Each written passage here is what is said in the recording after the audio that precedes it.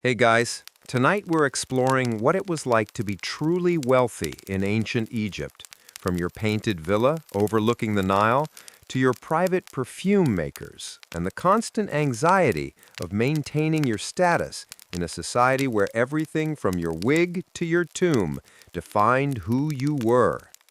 From morning purification rituals to evening banquets with melting wax cones on your head, this is the story of privilege, power, and the surprisingly stressful life of Egypt's upper class.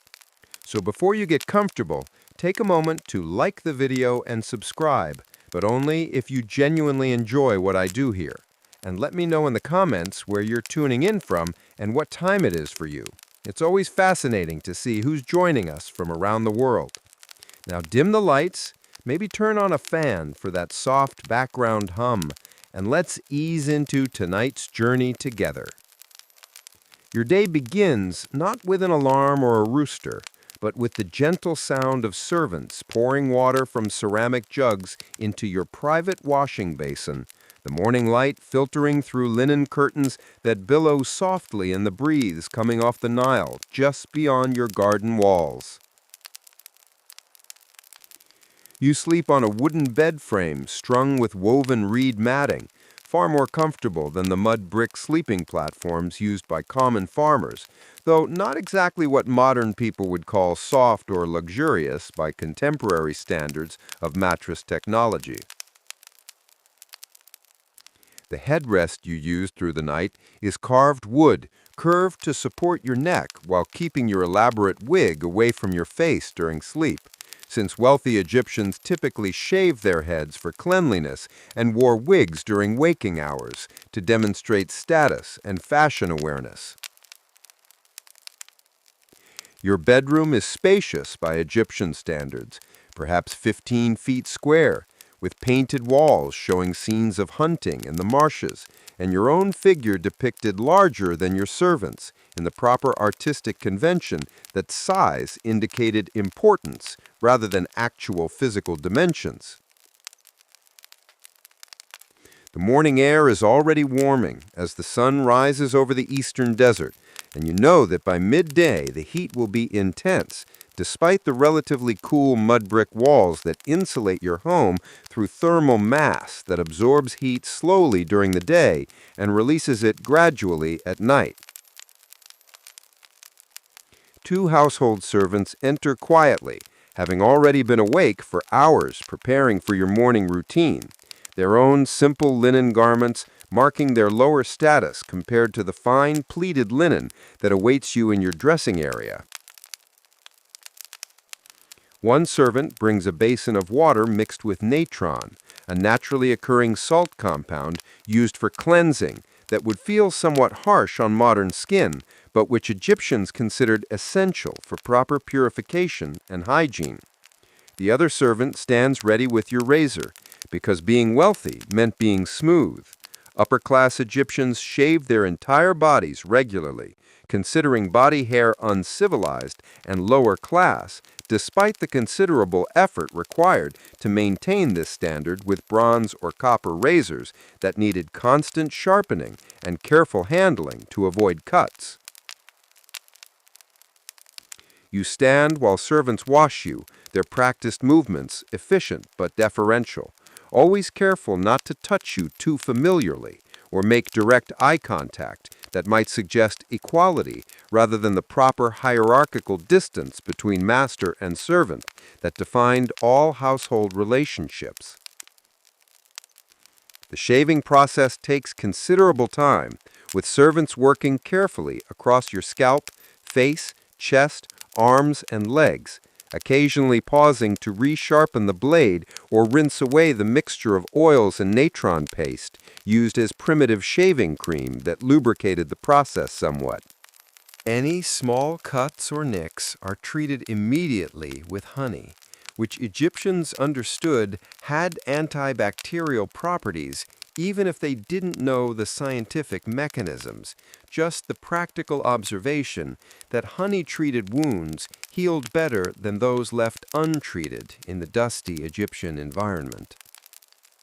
Next comes the application of scented oils, not perfumes in the modern sense, but thick unguents made from animal fats mixed with precious plant resins, myrrh, frankincense, and local flowers, creating heavy fragrances that masked body odor in the hot climate while signaling your wealth through the expense of imported ingredients. Your servants massage these oils into your skin thoroughly, the oily sheen considered attractive and sophisticated rather than greasy or unpleasant, creating a glistening appearance that would catch lamplight during evening activities and demonstrate your access to luxury goods that ordinary Egyptians couldn't afford. Your wig comes next, selected from several options you own, each appropriate for different occasions, and made from human hair, carefully woven and styled, maintained by specialists who cleaned and dressed them regularly to prevent the lice infestations that plagued natural hair, despite everyone's best hygiene efforts. Today, you choose a shoulder-length style with elaborate braids and curls, dyed black with henna and other plant materials, the weight substantial but familiar on your smooth scalp, the interior padding helping to insulate your head from the sun's heat during outdoor activities. Your servants help you into your clothes, starting with a linen loincloth, then a pleated kilt that falls to your knees, the linen so fine that it's nearly translucent, bleached to brilliant whiteness through repeated washing and sun bleaching that distinguished expensive garments from the more yellow or gray linens worn by lower classes. A decorative collar of faience beads, gold, and semi-precious stones is placed around your neck, heavy and impressive, the blue and green beads catching the morning light while announcing your status to anyone who sees you throughout the day. Sandals are brought, not the simple papyrus flip-flops of common people, but leather sandals with decorative elements, though you'll remove them frequently, since Egyptians generally preferred going barefoot indoors and considered bare feet more comfortable and clean than tracked-in street dust.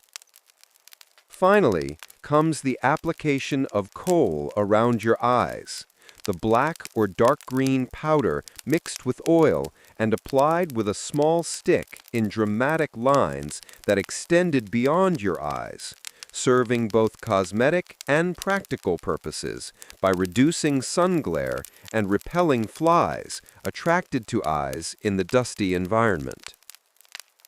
You are now ready to begin your day, transformed from your natural sleeping state into the polished image of wealth and status that you'll maintain until evening, when the process reverses and you become simply human again in the private darkness of your bedroom. Your home is not a single building, but rather a walled compound containing multiple structures arranged around courtyards and gardens, creating a private world that separates you from the crowded streets and common neighborhoods beyond your walls. The main house sits at the center, 2 stories of mud brick covered in white plaster and painted with colorful geometric patterns and nature scenes. The flat roof, accessible by interior stairs and used for sleeping on hot nights when the interior rooms trapped too much heat, despite the thick walls. Your garden represents significant wealth, as water for irrigation requires either proximity to the Nile or elaborate shaduf systems where servants spent hours lifting water in buckets to keep your ornamental plants alive through the dry season. A rectangular pool sits at the garden's center,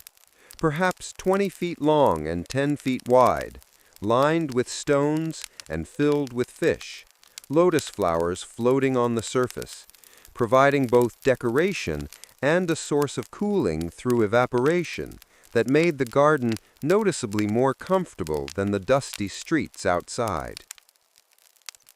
Sycamore fig trees provide shade around the pool, their broad leaves creating pockets of coolness where you might sit during the afternoon heat, while date palms stand taller around the compound walls, their fruit harvested by servants who climbed the trunks using nothing but skill and courage.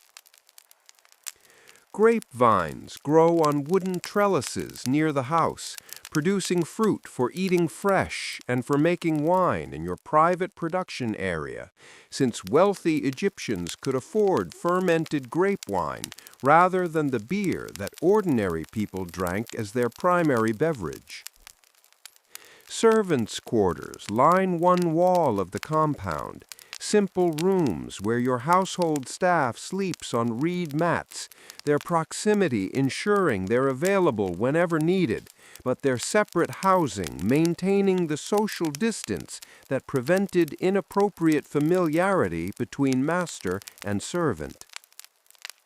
Storage buildings hold your grain supply, the true measure of wealth in agricultural Egypt, with large ceramic jars called pithoi containing wheat and barley that represented months or years of food security that ordinary Egyptians never achieved. Your granary is substantial enough to feed your entire household through bad harvest years, making you effectively independent of the market fluctuations that could devastate families who lived season to season on their farming income.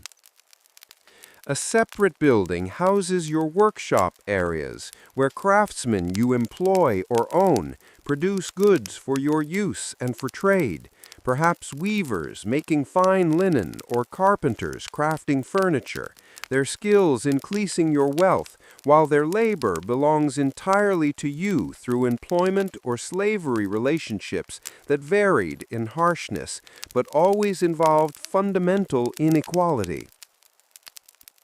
After your morning preparations, you break your fast with bread, fresh figs, dates, and beer,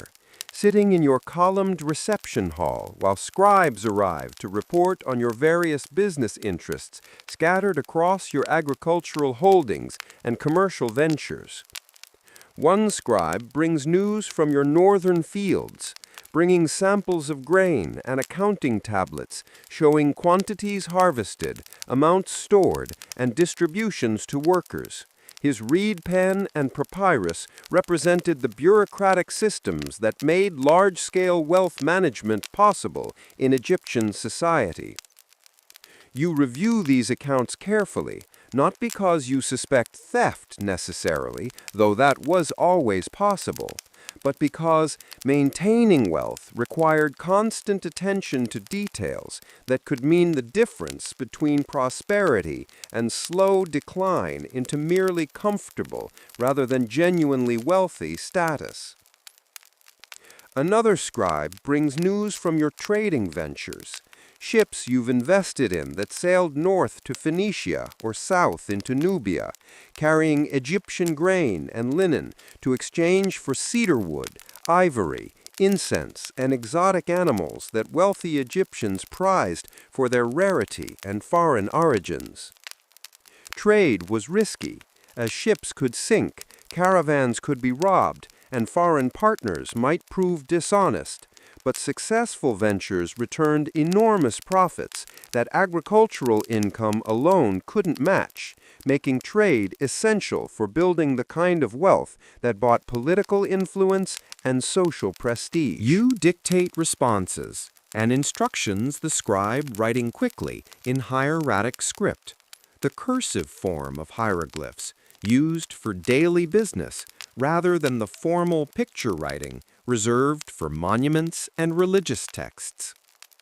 Your steward arrives to discuss household matters, servants who need replacing, supplies that must be purchased at market, repairs needed to the compound walls where winter rains had damaged the mud brick despite the protective plaster coating. You approve expenditures, make decisions about hiring additional workers for upcoming projects, and settled a dispute between two servants that required your judgment as head of household with absolute authority over everyone living within your walls. Being wealthy meant being a manager. Your mornings consumed with administrative details that ensured your various income streams continued flowing and your household operated smoothly despite the dozens of people depending on your wealth for their survival. By mid-morning, you've dealt with immediate business matters and can turn attention to more pleasant activities, though even leisure carried expectations and social obligations that made genuine relaxation difficult for wealthy Egyptians who lived constantly under observation and judgment. You might visit the temple to make offerings, not from personal piety necessarily, though many wealthy Egyptians were genuinely devout,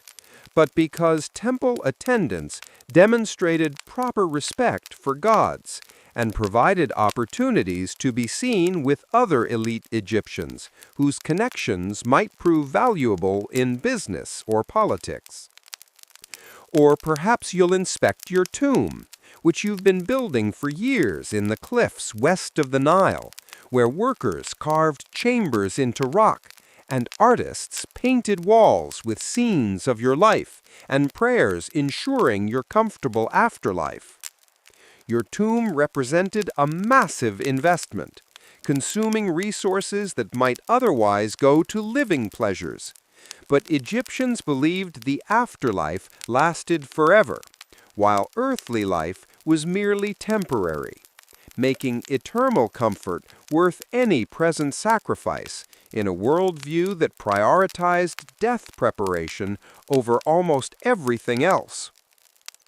The morning passes in activity and responsibility, your wealth providing comfort, but also creating obligations that consumed time and energy in ways that ordinary Egyptians with simpler lives never experienced. As the day grows hotter, you retreat to your garden where servants have erected a linen canopy over wooden frames, creating shaded space where air circulation remains possible while direct sun is blocked from your skin and wig. A servant fans you with a large palm frond, the rhythmic movement creating gentle breezes that evaporate sweat and make the heat almost bearable, though you're grateful for your garden pool's cooling effect that make your compound noticeably more comfortable than the baking streets outside your walls. You recline on a wooden chair with leather seat and carved legs ending in lion paws, your feet resting on a decorated footstool, both furniture pieces representing significant investments since skilled carpenters and imported wood were expensive. This is your time for personal pleasure, and today you've decided to hunt birds in the nearby marshes, a favorite sport of wealthy Egyptian men that combined outdoor activity with skill demonstration and provided fresh fowl for your table. Servants prepare your hunting equipment, a throw stick carved from hard wood, curved like a boomerang, and weighted to fly true when thrown at birds flushed from the reeds, requiring considerable practice to use effectively,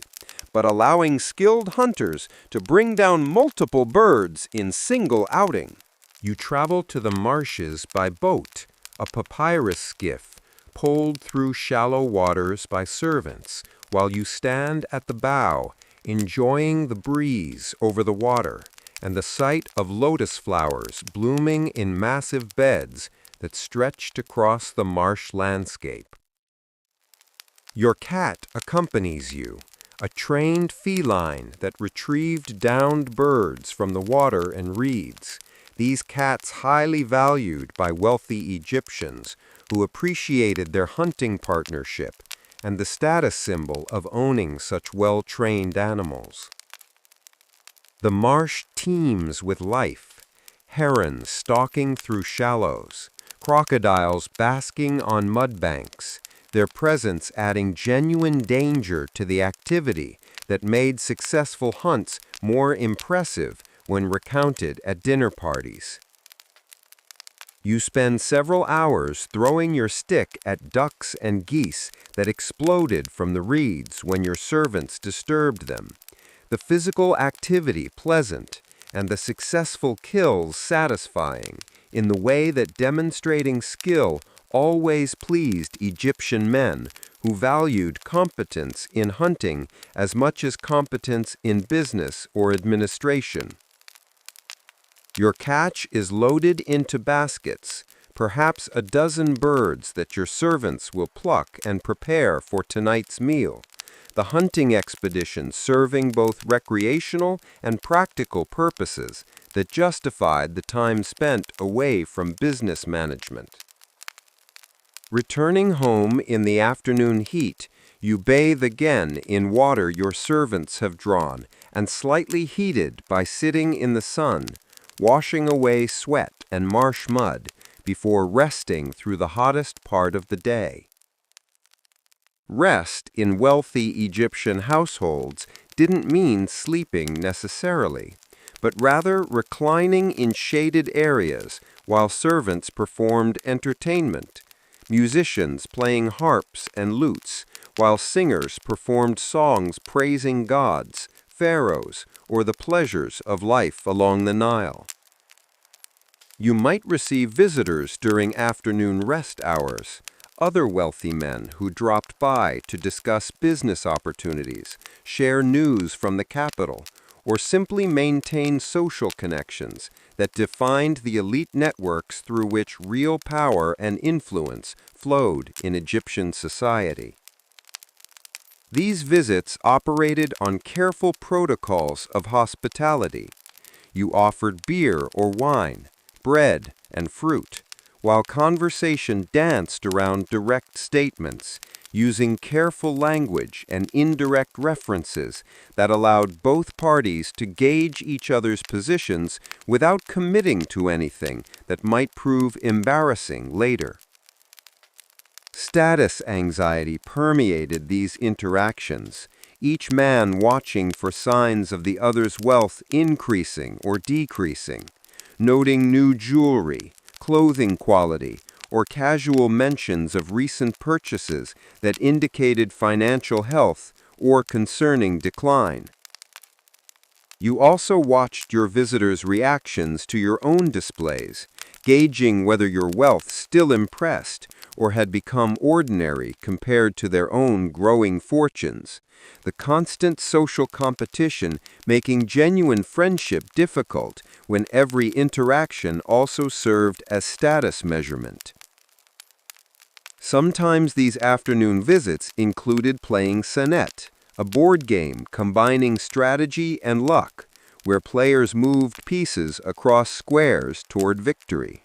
The game serving as both entertainment and opportunity for subtle competition and gambling that could involve significant stakes.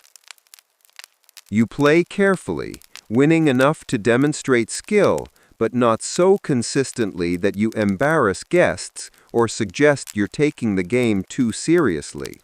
The delicate social balance requiring constant attention to your opponent's reactions and emotional state.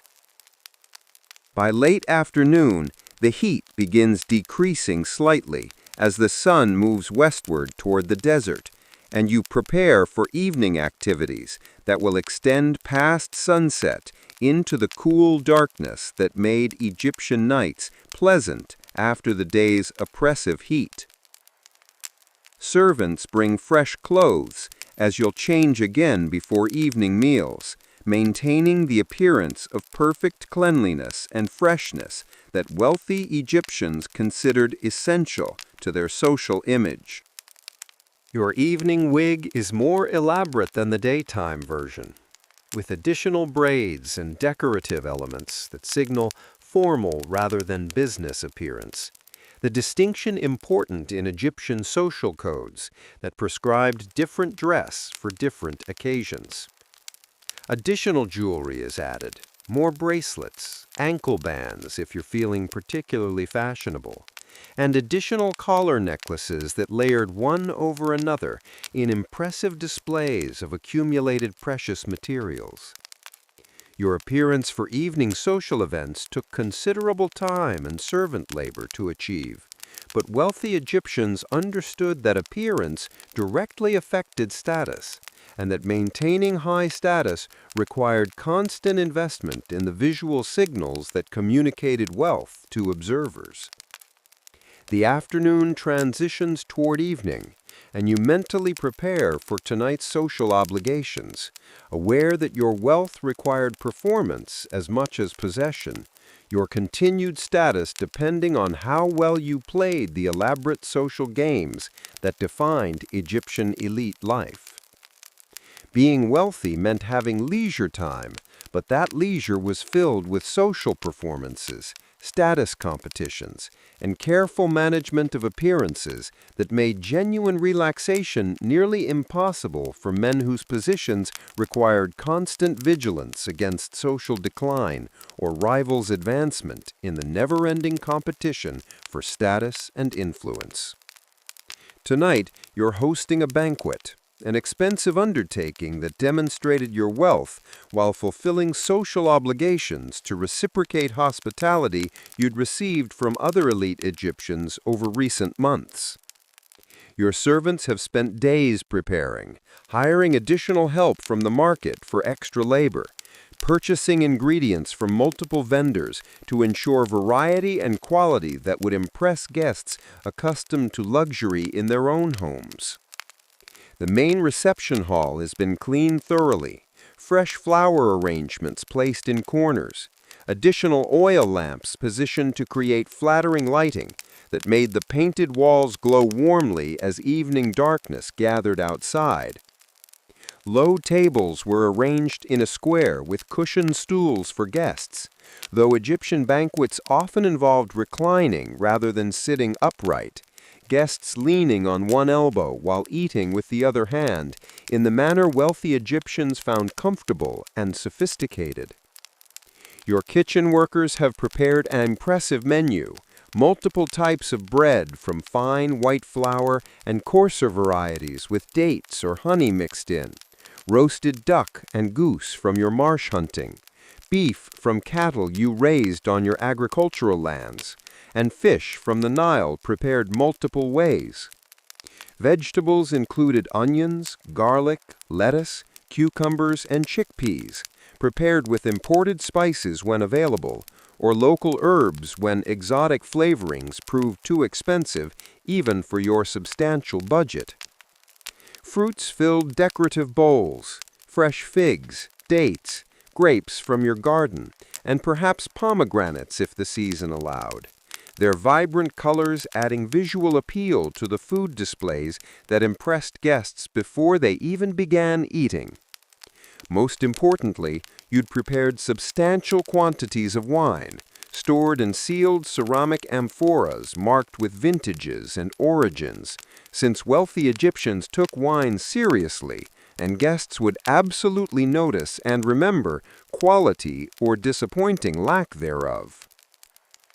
Guests begin arriving as the sun sets, carried in litters by servants, or walking with personal attendants carrying torches to light the darkening streets, their elaborate clothing and jewelry announcing their status before they even entered your courtyard.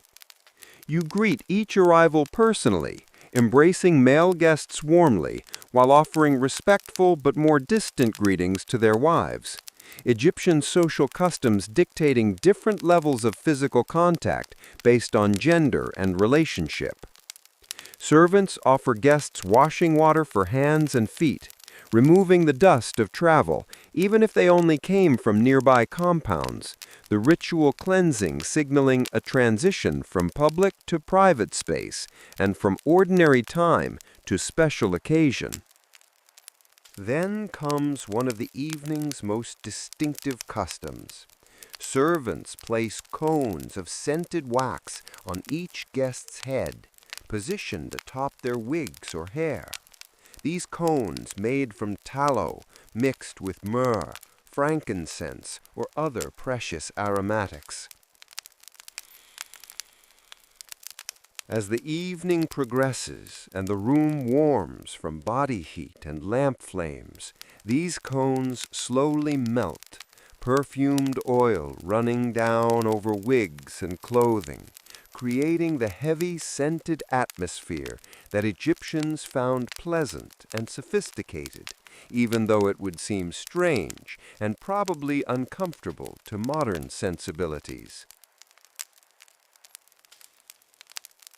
Entertainment begins immediately. Female dancers performing in the center of the room, their movements athletic and suggestive, wearing little besides decorative bead necklaces and belts, their near nudity not shocking in Egyptian culture, where minimal clothing was normal in warm weather, and dancer nudity considered artistic rather than scandalous. Music accompanies the dancers, multiple harpists playing different-sized instruments, lute players providing melodic lines, and percussion from hand drums and rattles. The music loud and energetic, rather than background ambiance, demanding attention and creating excitement that contrasted with the afternoon's quieter activities. Acrobats perform between dance sets, young men and women bending into impossible positions or balancing atop each other in human pyramids, their acts impressive and slightly dangerous, adding an element of risk that made successful performances more memorable. Meanwhile, servants circulate constantly with food and drink, keeping every guest's plate full and wine cups topped up, the abundance demonstrating your wealth through sheer quantity as much as quality of offerings. Conversation flows as the wine takes effect, guests discussing politics in careful terms, sharing news from various parts of Egypt, gossiping about absent friends and enemies whose fortunes rose or fell in the constant status competitions that obsessed Egyptian elite society. You move between groups, ensuring no guest feels neglected, while listening carefully to conversations that might reveal useful information about business opportunities, political shifts, or social alliances forming or fracturing among the networks that defined Egyptian power structures. Some guests become quite drunk as the evening progresses, Egyptians not particularly worried about moderation, despite occasional moralizing texts that warned against excessive drinking, the practical reality being that banquets were expected to feature substantial intoxication as part of the entertainment and social bonding. You remain relatively sober, as the host needed to maintain awareness of guest dynamics, potential conflicts brewing from old grudges surfacing under wine's influence, and the overall success or failure of the evening's social performance. Late into the night, perhaps after midnight by modern timekeeping, though Egyptians measured night by different systems, the party begins winding down, guests making their departures with elaborate thanks and promises to reciprocate hospitality soon.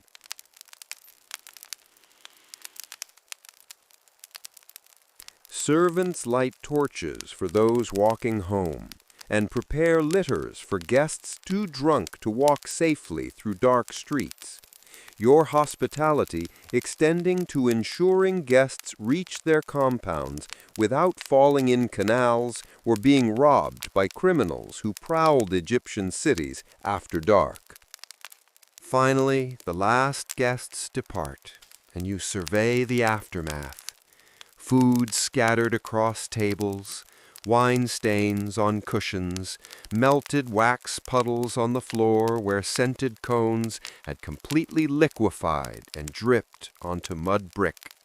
Servants already beginning the cleanup that would continue into the next morning.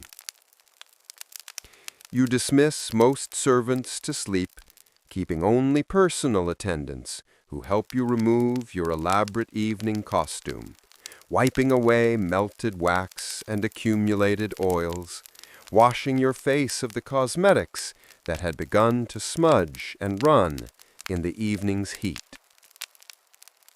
Finally, you lie down on your wooden bed, the night air cool through your window, sounds of servants cleaning drifting from other parts of the compound, your head full of the evening's conversations, calculations about which connections you'd strengthened and which guests seemed distant or possibly hostile. Being wealthy in ancient Egypt meant living in comfort that common people could only imagine, but it also meant constant performance, endless social obligations, status anxiety that never completely disappeared, and the knowledge that your position required continuous management through careful management of resources, relationships, and public image. Sleep came with satisfaction at another successful day maintaining your position, but also with awareness that tomorrow would bring new challenges, new competitions, and new demands on your time, energy, and carefully accumulated wealth that defined who you were in a society where status meant everything, and losing position meant catastrophic social death, even if physical survival continued in reduced circumstances that seemed unbearable after experiencing true luxury along the Nile. Guys, now we continued to exploring the life of an Egyptian tomb builder at Deir el-Medina, the isolated workers' village tucked in the desert hills where the men who carved the royal tombs lived with their families, far from the Nile's green fields and the wealthy estates they'd never own. From waking before dawn to walking through desert heat carrying your tools, from working by lamplight deep underground to coming home exhausted to a village where everyone knew your business, this is the story of skilled craftsmen building eternity for pharaohs who would never know their names. You wake in darkness to the sound of your foreman's voice echoing through the narrow village street, calling workers to assemble for the day's journey to the Valley of the Kings, where Pharaoh's tomb awaited your chisel and your aching back.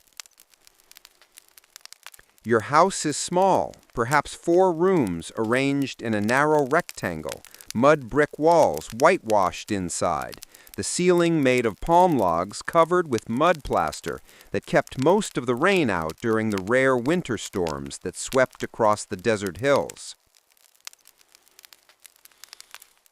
You sleep on a low brick platform built against the wall, covered with reed matting and a thin linen sheet, your wife beside you and your children in the adjacent room, their breathing audible through the doorway that had no actual door, just a curtain for privacy.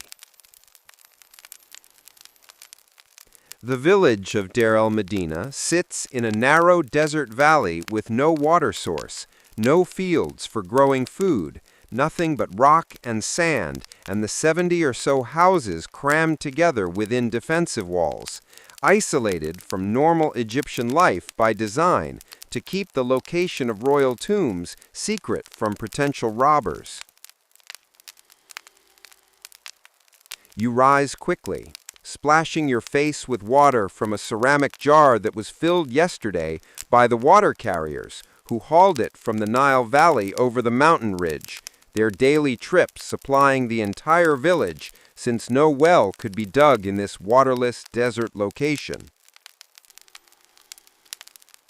Your wife is already awake, pressing yesterday's leftover bread and dried fish into your hands for midday meal, along with a small beer jug that would have to last through the brutal heat of the day ahead. You pull on your simple linen kilt, nothing like the fine pleated garments wealthy Egyptians wore, just practical cloth that would soak up sweat and dust and limestone powder until it was stiff and gray despite regular washing.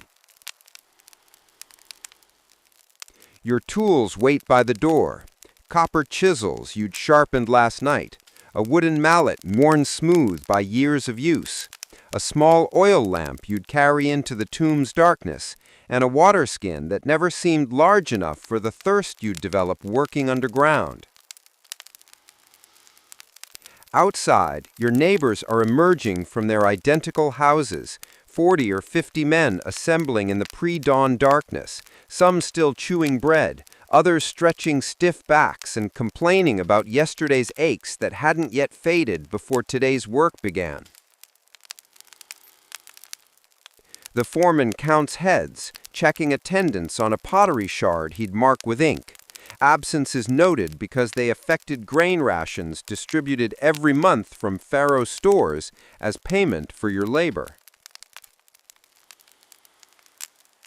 You're paid relatively well compared to ordinary field workers, receiving wheat, barley, fish, vegetables, beer, and occasionally oil or meat as compensation for your specialized skills in carving and painting that made you valuable enough to receive steady rations rather than seasonal agricultural wages. But the isolation wore on everyone. Living in this artificial village with the same 70 families,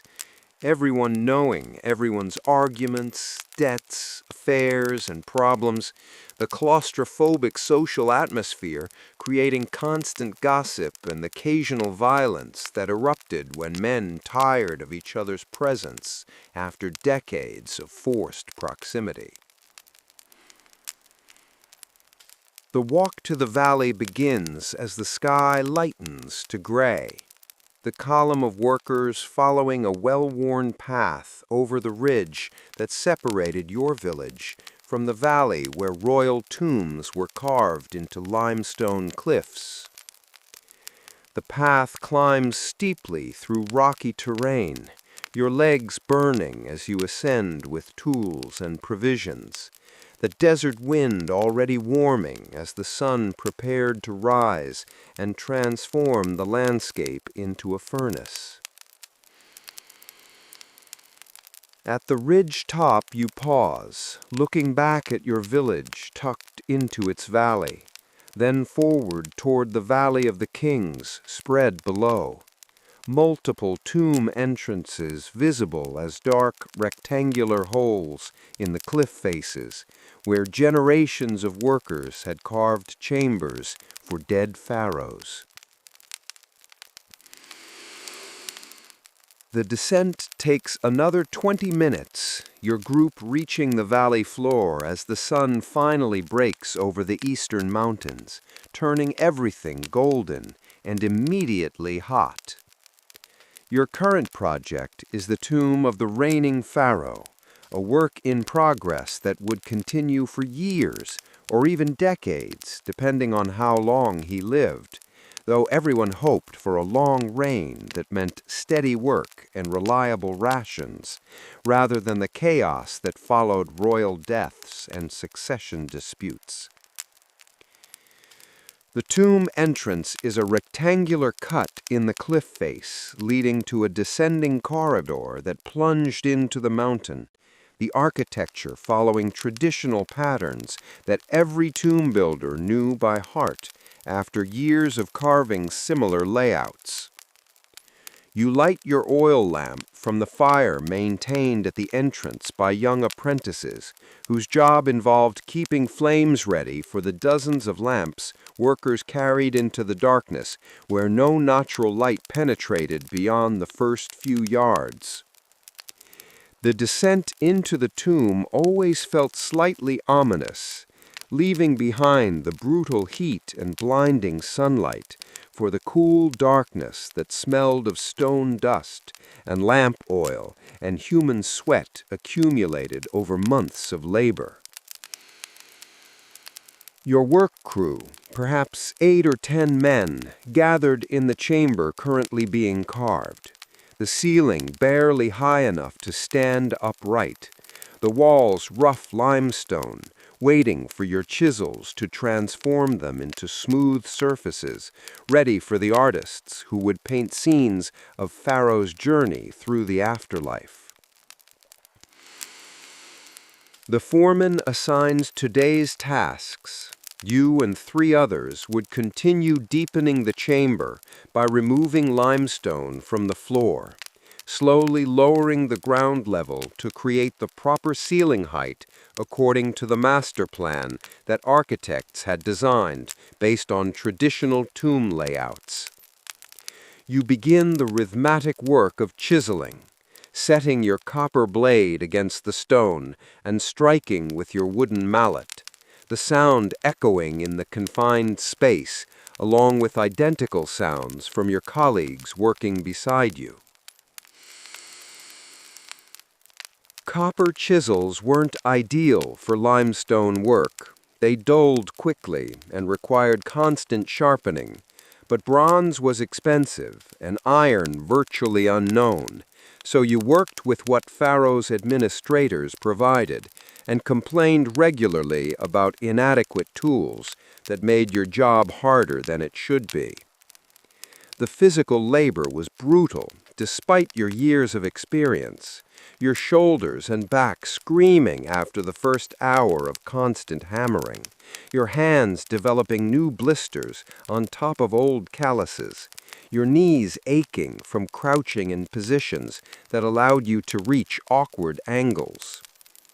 Limestone dust filled the air despite attempts to wet the stone surface, the fine white powder coating your skin and hair, getting into your nose and throat, making you cough constantly until you developed the permanent rasping breath that marked veteran tomb workers. Young boys hauled away the limestone chips in baskets, carrying them to the surface where they'd be dumped in growing piles outside the tomb entrance, their small size allowing them to move through the narrow corridors more easily than full-grown men. The lamplight created strange flickering shadows that made distance difficult to judge, and surfaces seemed to move when they were actually still, the visual distortions adding to the disorientation of working underground for hours without seeing the sun or knowing how much time had passed. You developed an internal sense of time based on hunger, thirst, and muscle fatigue, knowing roughly when midday arrived by how desperately you wanted the bread and beer waiting in your provisions bag. The work breaks came irregularly, whenever the foreman decided everyone needed rest, or when lamp oil ran low and needed replenishing from the supplies stored near the entrance. These pauses allowing you to sit against the cool limestone walls and try to recover strength for the next work session. During breaks, workers talked, complaining about the foreman's decisions, gossiping about village scandals, discussing the mysterious disappearance of tools that someone was probably stealing to sell in the Nile Valley markets, despite the serious penalties for theft from royal projects. Some workers were better company than others. You'd learned over the years which men told good stories and which ones only complained or bragged about their skills in ways that made everyone else want to hit them with hammers. The tomb itself was impressive in a way you rarely stopped to appreciate. The precision of the corridors descending at exact angles, the chambers aligned according to cosmic principles that priests had calculated. The whole structure designed to protect Pharaoh's mummy and treasure through eternity, despite everyone knowing that tomb robbers would eventually find ways inside, regardless of architectural defenses. You sometimes wondered what Pharaoh looked like, whether he ever thought about the men carving his eternal resting place, whether he knew your name, or just saw workers as interchangeable tools for creating his monument. Probably the latter, if he thought about workers at all, which he probably didn't, beyond ensuring administrators delivered rations on time so work wouldn't stop due to strikes like the one that happened a few years back when grain deliveries were delayed. Work continued until mid-afternoon, when the heat became truly unbearable, even underground, and the foreman finally released everyone to return to the village before workers collapsed from exhaustion and dehydration. The climb back over the ridge felt worse than the morning descent, your legs weak and your back screaming, the sun beating down mercilessly on men already depleted from hours of physical labor in poor ventilation. Some workers joked and laughed despite the exhaustion, the camaraderie of shared suffering creating bonds that made the work bearable, even when your body begged to stop. Others walked in grim silence, conserving energy for the final climb and the domestic responsibilities waiting at home, where wives expected help with various household tasks that never ended regardless of how tired you were from official work. Reaching your village, you headed straight to your house, where your wife had water waiting for washing away the limestone dust that turned you ghost white by day's end. The water was precious and carefully measured, just enough to rinse your face, arms, and feet before you'd change into clean clothes and try to feel human again, rather than like a dust-covered work machine. Your wife reported on the day's village events while you washed, whose child was sick, which neighbor had argued with another over a borrowed tool never returned, the rumors about someone's wife meeting someone else's husband in suspicious circumstances that everyone was whispering about. The village was too small for secrets, everyone living practically on top of each other in houses that shared walls, sounds carrying through mud brick so conversations were never truly private, and arguments became public entertainment for neighbors who had little else to occupy their attention. You had a small courtyard behind your house, maybe 10 feet square, where your wife kept chickens that provided eggs and occasional meat, their scratching and clucking a constant background noise to domestic life. A few pottery vessels stored water, grain, and other supplies, your wealth measured in these accumulations that separated you from poverty, that threatened whenever rations were delayed or reduced due to administrative problems in the distant capital. Your children needed attention, the older ones helping with household tasks, while the younger ones demanded stories or games that you were too tired to provide, but tried anyway because they were children and deserved better than a permanently exhausted father. Some men beat their children regularly, frustration and exhaustion turning into violence that everyone accepted as normal discipline, though you tried to avoid that pattern, even when your patience wore thin after particularly brutal workdays.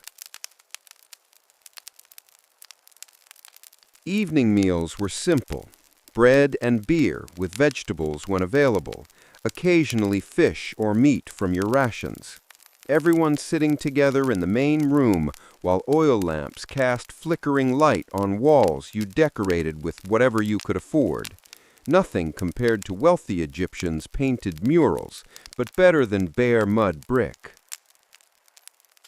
After eating, you might work on private projects, carving small stone objects for sale or trade, using your skills to supplement official rations with extra income that made the difference between surviving and actually living with some comfort.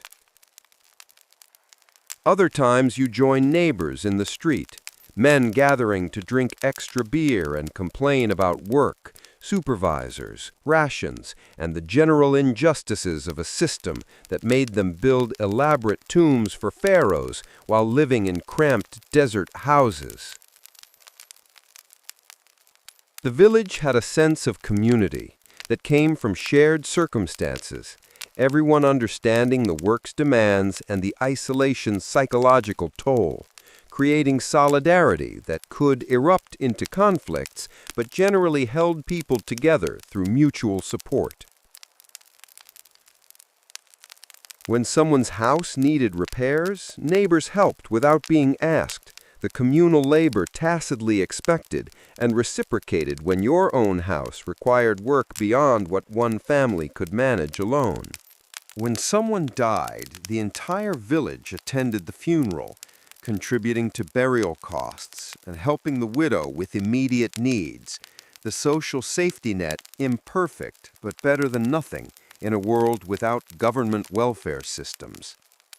The village also had remarkable literacy for a workers' community, many men able to read and write hieratic script well enough to keep personal records, write letters, or document legal disputes that frequently required written testimony. This literacy came from the nature of your work. Reading architectural plans and religious inscriptions required some education, and scribes assigned to the project sometimes taught workers' children in informal arrangements that created unusual educational opportunities. Your own son showed promise with writing, and you hoped he might become a scribe rather than a tomb carver, moving up socially through education rather than following you into physically demanding work that destroyed men's bodies by their 40s. But that was uncertain future. For now, you focused on daily survival, maintaining your position in the work crews, keeping your family fed, and avoiding the conflicts that could make life in this isolated village unbearable when you couldn't escape from enemies living 3 houses away. As darkness fell completely, the village quieted, families retreating to their houses, oil lamps extinguished to conserve precious fuel, everyone settling onto sleeping platforms for rest before tomorrow's pre-dawn wake-up and the whole cycle beginning again. But some nights sleep came slowly, your mind replaying the day's work and contemplating the larger meaning of your life spent carving tombs for pharaohs who would never know your name, despite your skill and dedication. There was pride in the work, undeniably, when you stepped back and saw chambers you'd carved with perfect precision, walls smoothed to receive paintings that would last thousands of years, architectural achievements that required genuine skill and knowledge passed down through generations of master craftsmen. You weren't just a laborer, you were an artisan, your copper chisel translating architectural plans into physical reality, creating spaces designed to house divine pharaohs through eternity in the afterlife that everyone believed awaited after death. The religious aspects of the work mattered to some workers who took seriously their role in creating sacred spaces, while others viewed it as just employment that paid better than farming or fishing, but wasn't inherently more meaningful than any other way of surviving in ancient Egypt's hierarchical society. You fell somewhere in between, appreciating the craftsmanship while remaining pragmatic about the social realities that made you a skilled worker, but never someone who would achieve wealth or status comparable to the nobles whose tombs you also carved for private commissions that supplemented royal projects. The village had produced some famous craftsmen whose work in royal tombs had earned them recognition, their names recorded in official documents, and their tomb chapels decorated with scenes showing them working, a kind of immortality that most workers never achieved, but everyone secretly hoped for. Your own work was competent, but not exceptional enough to earn special recognition. You'd probably be forgotten, like most workers, whose names appeared only in administrative records, tracking ration distributions and work assignments that no one would read after your death. But there was one moment when the workers of Deir and el-Medina made history in an unexpected way. The year the grain rations didn't arrive on schedule due to administrative chaos in the capital, and after waiting patiently for days that stretched into weeks, someone finally suggested what had been unthinkable: stopping work until Pharaoh's officials delivered the overdue rations. The debate was fierce. Some men terrified of consequences for refusing royal work assignments, others angry enough about hungry families that they were willing to risk punishment. Eventually, anger won, and the entire work crew walked away from the tomb, marching to the nearest administrative center to demand their rations, sitting down in public and refusing to return to work until Pharaoh's officials acknowledged their grievances and promised immediate payment. It was the first recorded strike in human history, workers collectively refusing to labor until their employment terms were honored, a radical assertion of dignity that could have resulted in brutal punishment, but instead succeeded when officials realized that threatening the workers was less effective than simply delivering the overdue grain. The rations arrived, the workers returned to the tomb, and life continued mostly as before. But something had changed in that moment, when ordinary men discovered they had power through collective action and willingness to demand fair treatment even from Pharaoh's representatives. You weren't sure if that made the work more meaningful, or just proved that even skilled craftsmen were ultimately disposable labor whose value came only from their ability to withhold work when pushed too far. Either way, you were proud of that moment, the day the tomb builders refused to carve eternity until the present moment became more bearable for families who couldn't eat promises of eternal glory. Now, lying in darkness with your wife sleeping beside you and your children breathing softly in the next room, you felt the familiar exhaustion pulling you toward sleep, your muscles still aching from today's work and already dreading tomorrow's repetition of the same brutal routine. But there was also satisfaction in having a secure position, reliable rations, even when they were occasionally delayed, a house and family in a community of people who understood your life because they lived identical versions of it in houses just like yours. You were building eternity for pharaohs who would never thank you, but you were also building a life for your family in the present, using your skills to secure survival in a world where most people struggled far harder with far less security than your isolated desert village provided. The foreman's voice would come too soon, calling workers to assemble for another day's journey over the ridge to the valley where the tomb waited, patient and eternal, while you were mortal and tired, and already wondering how many more years your body could sustain this work before age or injury forced you into lighter tasks or retirement on reduced rations. But that was tomorrow's worry, or next year's, or next decade's. For now, you had tonight's rest in your own house with your family around you, and the knowledge that your copper chisel and wooden mallet were creating something that would outlast you, your children, and everyone you knew. The limestone chambers carved by forgotten workers whose names would vanish, but whose work would endure through millennia as testament to the skill and suffering of men who built eternity while living in the temporary present of dust and heat and aching muscles in a desert village far from the Nile's green fields and the wealthy world that existed beyond the mountains surrounding your isolated community of skilled craftsmen building tombs for pharaohs in the Valley of the Kings.